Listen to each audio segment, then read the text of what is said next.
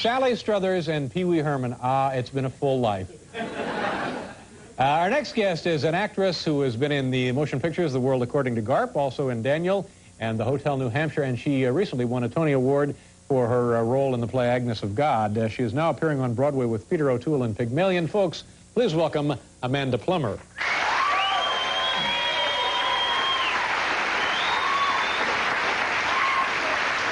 Hi.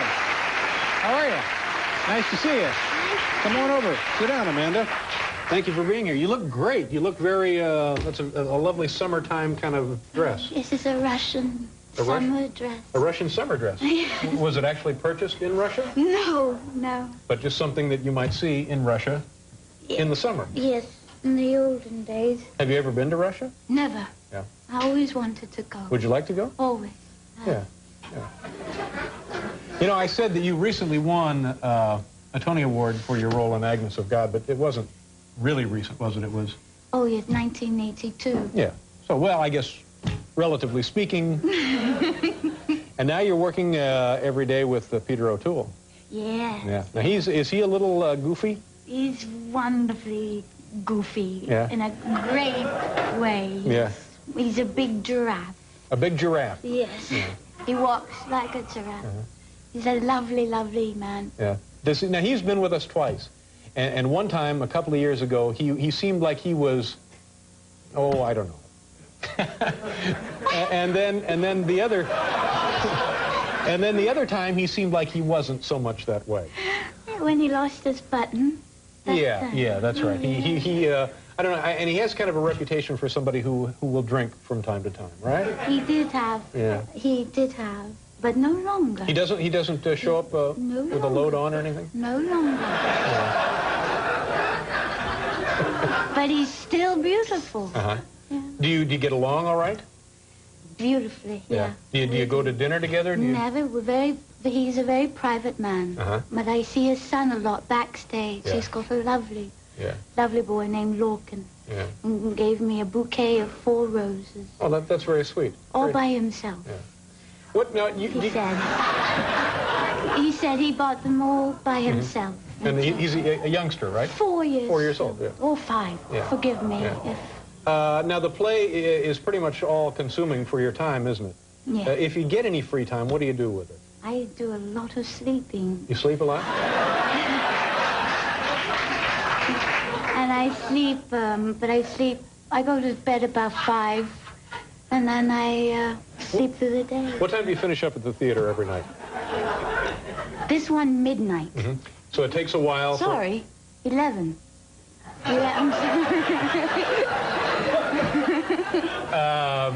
I was going to let that go. I'm glad you corrected it. So then it takes a while to let all of that nervous energy work itself out of your system. Yes. You can't go right to sleep. Well, you're very awake. Yeah. And what do you want to talk a lot. Yeah. And what do? Do you have friends over? Do you chat on the phone? What do you do? Oh, I go out and I go listen to music. Anywhere. I go to bars and listen to what's going on inside, and I walk in. What kind of music do you like? Oh, gosh. Well, whenever Levon Helm plays at the Lone Star, I go there. I love him very much. Yeah. And Rick Danko. Yeah. I love the band. You guys from the band, sure. Yeah. Yeah. Now, I also know that you have an interest in horse racing. Yes, I did. I wanted to be a jockey. Yeah. When I was 15. It's true. I was damn good, too. Did you ever... Did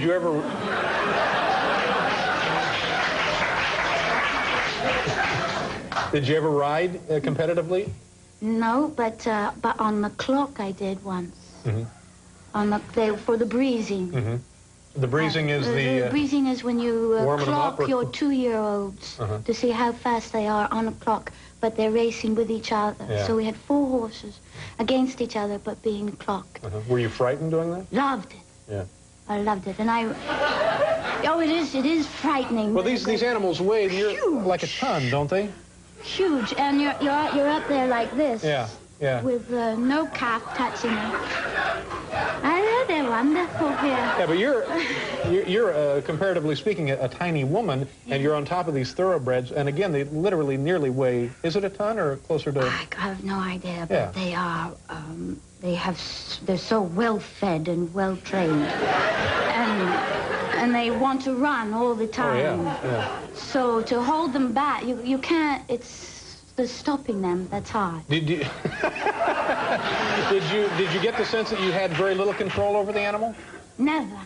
Yeah, Never. you were always in control. I loved feeling what the horse was feeling. Yeah. Out of control. Yeah. I tell you what, I think we're running a little short on time, so I want to ask you if you can come back later in the summer, and we'll have more time to visit. Would that be right? Lovely. Oh, it was a pleasure meeting you, Amanda. Thank you very much for being here. We'll do a commercial and then we'll be back with Alan Casey.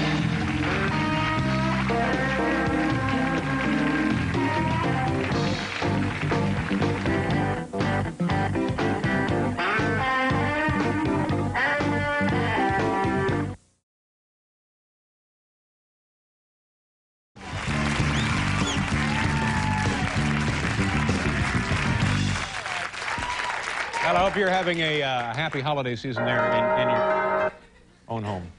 Our first guest tonight is a lovely and talented actress. This woman has won a Tony for her performance in Agnes of God, and her films include The World According to Garp and The Hotel New Hampshire.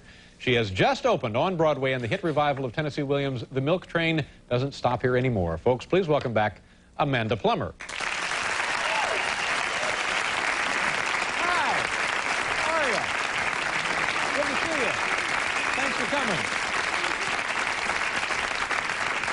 You look nice. You look different from the last time you were here. Yeah. Is there something different about your hair, or? Oh, I just put it in a ponytail. Yeah, well, it looks very nice. Yeah, they did the job last time. Who's that? Oh, the folks here at NBC. And you did it today? Yeah, I did it. Well, you look nice both ways. Boy, thanks. Yeah. Did you meet my sisters? No. You know, they're in town visiting. Yeah, and they're quite surprised. They thought I worked in the garment district. How you doing? I'm doing good. You know, last time you were here, we didn't mention your mom and dad, did we? No. You want to talk a little bit about that? Tell the folks who they are if they don't know. You must be sick of this, though. No. Huh? All right. Well, tell them who your parents are. My parents are Christopher Plummer. Mm-hmm.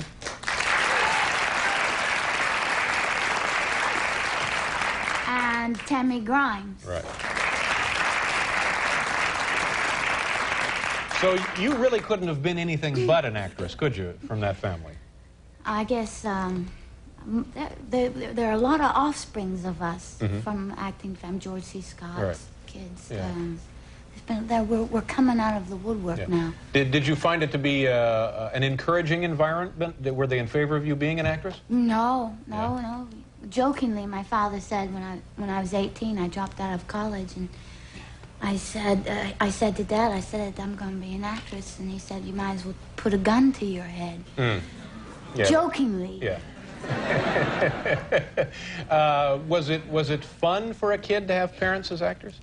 Oh, it's wonderful. Was it? It's got its ups and downs, as any child. Give us an example of each. Oh, well, you travel so much, you tour so much as a child, and you're backstage a lot, and you see things from the wings. Mm-hmm. And I shush people up, keep them quiet. And that was the good part of it, right? I love that. Yeah. Well, traveling for a kid, I think, is invaluable. Yeah. And what about something that was not so good? The not so good is getting used to the missing your parents. Mm-hmm. They were gone a lot, I'm sure. Yeah. And understanding. Yeah. Why. Now tell me about this. In the paper today, there's a discussion of you in this current production of the Tennessee Williams play. You slept through the show last night. How does that happen exactly? Oh, dear. I had, they called me a sleeping beauty, which was nice. Yeah. And Kyle Rennick, who runs the WPA. WPA being? Theater. Yeah. Said some nice things in my behalf, because I could get slandered for that. Well, sure, you blew the gig. You sleep. If I were to sleep through this, I'm gone. Jack Cafferty is in here like that. I know. I know. Now, do you do this often? I remember. No. Oh. You talked one other time. You said that you have trouble sleeping. I have trouble sleeping. But so now, I was doing 2 gigs at the same time. I see. I was waking up at 4:30 in the morning, and then going to the theater. Yeah. What were you doing up at 4:30 in the morning? I was doing an Equalizer the last 2 weeks. Oh, so doing some television work then. Yeah. So now, after the embarrassment of sleeping through the show, and a lot of people there at theater, 4,000 or 5,000 people waiting to see the show in the theater. What do they say to you? They don't say. They call me up. They worry that something has happened to you. Well, sure. That's the first reaction. That's the first thing. And then, do they send somebody to the place? To my house. Yeah. A friend of mine climbed the grid work behind, up to my window. Yeah. Was banging on the windows. Right. Another friend got around the front entrance, banging, and yelling and yelling. I died. Did they? Oh no. Did they say to you one more time and that's it? You're out of this thing? Will this go on your record? No, I hope not, unless the press really want to make a big deal out of it. But you think it was a one-time only deal? Yeah. Yeah. Are you? I know. Yeah. All right. We do have to do a commercial? All right. Stay right here. Okay. And we'll be back with Amanda Plummer.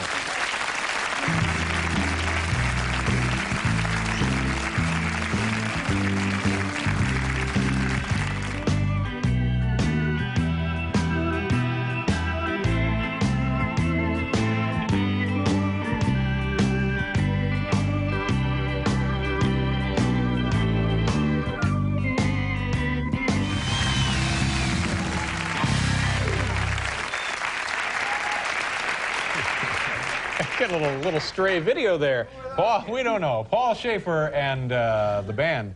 Tomorrow on the program will not be on. We're preempted by Midnight Mass. That'll be tomorrow night. I think Sarah Purcell and Ed McMahon host that. Is that right? I don't think so. Friday night, Christmas night, we'll have our Dave Letterman's Old Fashioned Christmas. It's our Christmas special with that.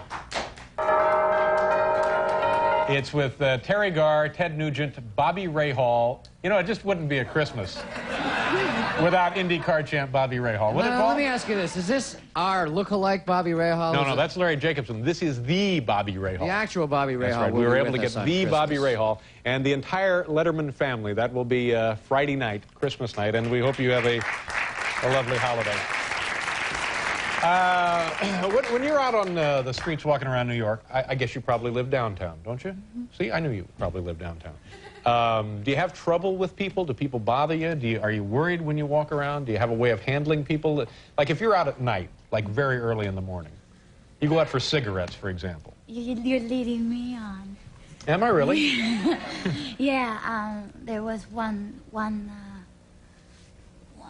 What are you doing? One evening. What are you doing? Scratching. Oh, here, let me get that for you, for heaven's sake. All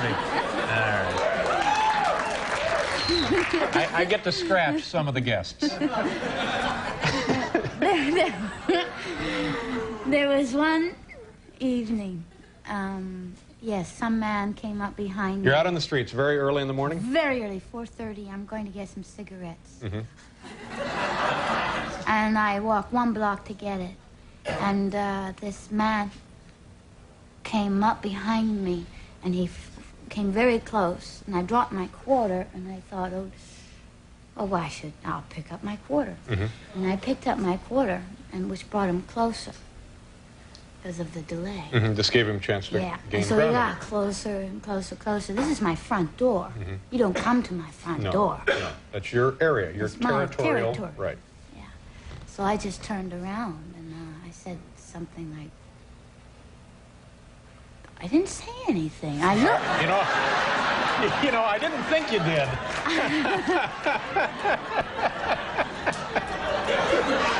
I didn't think you did there, no. One time I yelled at somebody and I said, "Watch out, Buster," and he ran away. Yeah. Buster had never come out of my mouth. Yeah, Buster, yeah. Since I was a kid, maybe, if I ever used it. Anyway, this particular guy, he was obscene and quite intent and dangerous. He was actually harassing you then? Yeah, he was mouthing. And I just turned around and looked at him. And he backed off.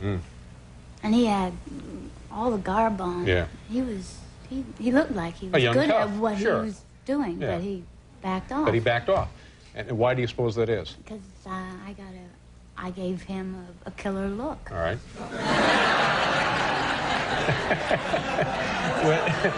Would you like to share that with us now? It's you know, a look from one killer to another. That unspoken language. This bud's for you. You know. But so anyway, now what did it look like? You went into your apartment, your house, and you saw yourself in the mirror, and what face had you made? Yeah, I ran up, but it was still on my face.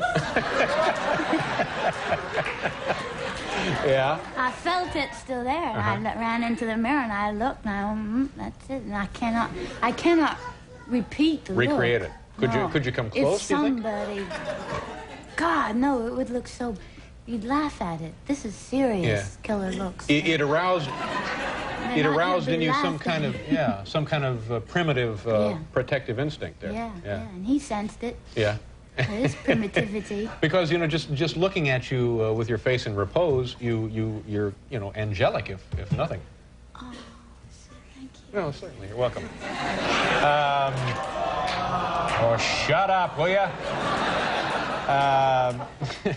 The milk train doesn't stop here anymore. Are you enjoying this when you're there? Isn't that one of the greatest titles? Yeah, it is a great title. You title. can say that many different ways. The milk train doesn't stop here anymore. Yeah, the milk train doesn't stop here anymore. Yeah, right. Yeah.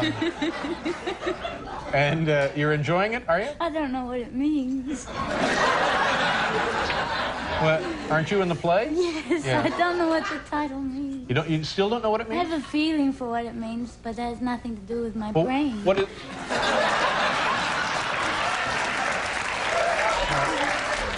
What is the feeling? What does the feeling suggest to you that the title might mean? Milk train doesn't stop here. Nourishment, death. Somebody's... Well, all right, here's a house. Here we have a house, and the milk train doesn't stop there anymore because nobody's living there anymore. That's right. Yeah. They died. Yeah, it suggests that time has passed by. Don't you think? Yeah. All right, Amanda. You help me. You go home and get a nap. Amanda Plummer, nice to see you.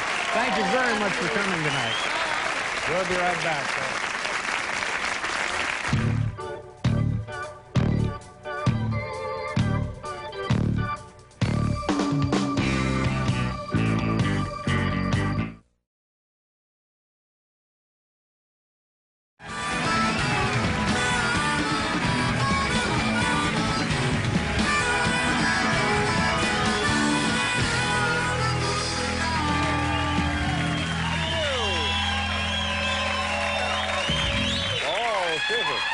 Black 47, they're great, aren't they? They are. And the one guy, I look over there, and to me it looks like he's got a sofa cushion hooked up to a stick. And I said to him, what is that? And he said, they're Iliad pipes. That's right. Yeah, the sort of Irish bagpipes, Iliad pipes. Isn't that a lovely name for an instrument? Yeah, and they sound great, too. And you know what happens if you ever get any kind of blockage in your Iliad pipes? What do? You get yourself some Amanda Plummer. It comes with... Let's get her out here. Those guys are great. Yeah, they're terrific. Yeah. Lovely cats. Let's see. Our next guest is both a Tony and Emmy Award-winning actress who recently starred in the film The Fisher King. Boy, that was a big film. Yeah. Robin Williams and Nick Nolte and... Amanda Plummer. Amanda Plummer. Kevin Kline? Huh? Jeff Bridges? Yeah. I gotta get out. But it was a big movie, though. I just started going to movies. It was a huge film, yes. She will be seen soon with Mike Myers from Saturday Night Live and Wayne's World in the upcoming motion picture, So, I Married an Axe Murderer. Ladies and gentlemen, here's Amanda Plummer. Amanda.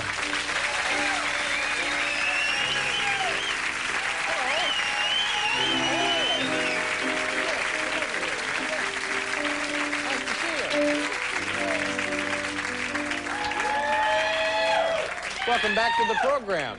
Very nice to be back. Good. You have a joke you want to begin? Oh, well, after 36 years, I'm being alive, I've managed to remember one joke, and this. All right, here we go. It goes. This horse came into the bar, and don't laugh yet. And this horse came into the bar, and he sat down on a bar stool, and put his hoof to his. And the bartender was washing the cups, and he came over and said, you know, why the long face? Well,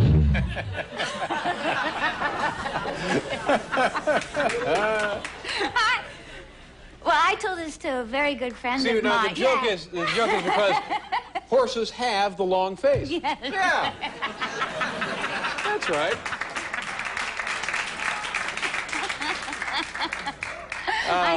Where'd you get the joke?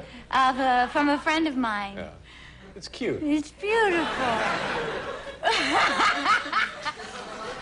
Let's talk a little bit about your voice and how you came to get it, and you use it in your acting, and it's an interesting little distinctive signature for you, isn't it? Your voice, don't you think? Yeah, the people have always commented on my voice, and it's the great one was by what's his name, a critic. And and he said, but he gave a wonderful review. He said my voice was a cross between Betty Davis and Daffy Duck. See, that's not bad. I don't think that's so bad. And the first review he gave me, he said I was a cross between Boris Karloff and Shirley Temple. That's not so bad either, is it? Yeah. Well, no, I don't think those are meant to be insulting, are they? I think they're fantastic. Yeah, that's an interesting juxtaposition. Yeah, as we say in the theater. Two poles meet.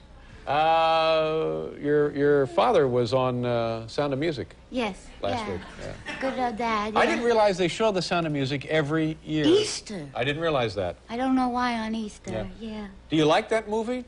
I love it. He didn't. He calls it the Sound of Mucus. But there's. But I love it. I cry all the time when I see it. Now, how old? You weren't even. Oh, you were alive when they made that movie. How old is that movie? Yes, 8. I was 8 years old. Wow. So that's I'm 36 now. Did you spend any time with your? As old as Sinbad. Well, good. As young as Sinbad. Yeah. Did you spend any time with your dad when he was making the motion picture or not? No. Yeah. No, I just went to the theater, and we got in free because I was 8, but I look so much like my father. But you got in free because you were the daughter of the star. The nanny would say, "This is Amanda Plummer, no credentials or anything." They say, "Oh, yes, you are the daughter of him." Even at that age, and I get in Christopher Plummer. Yeah. And I should get an Iliad. An Iliad pipe. Would you like some? Yeah.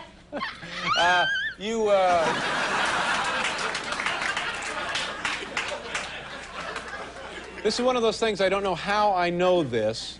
I don't know why I should know this. I guess I know this because we're on a television talk show. I know that you have trouble sleeping. Yeah, I do. The only way I could possibly know this is because I have a TV show. I know. That's straight now. Yeah. There's, well, yes, I always have since I was 11 because of the late movies. Are you an insomniac? Yes. Yeah. Yeah, so the only thing that helps me go to sleep because of the horror that is around us, and that at night it just buzzes through my head. Now, when you speak of the horror, you're talking metaphorically, you're talking... Inside and outside, what happens to other people in the world. Just the horror of life? Yes. And so I watch horror films. You watch the horror films? Yes. Because there's a beginning and a middle and an end. And it has an end, you see, which I find. So it gets my adrenaline going, pump, pump, pump, pump, and then the end calms it, and I go right to sleep. But in life, there's no end to it. That's right. You know. That's right. kind of have that feeling right now. Hey. Good joke. I'm only making us silly. Hey, why the long face? Amanda, we have to do a commercial. So stay with us, and we'll be right back here.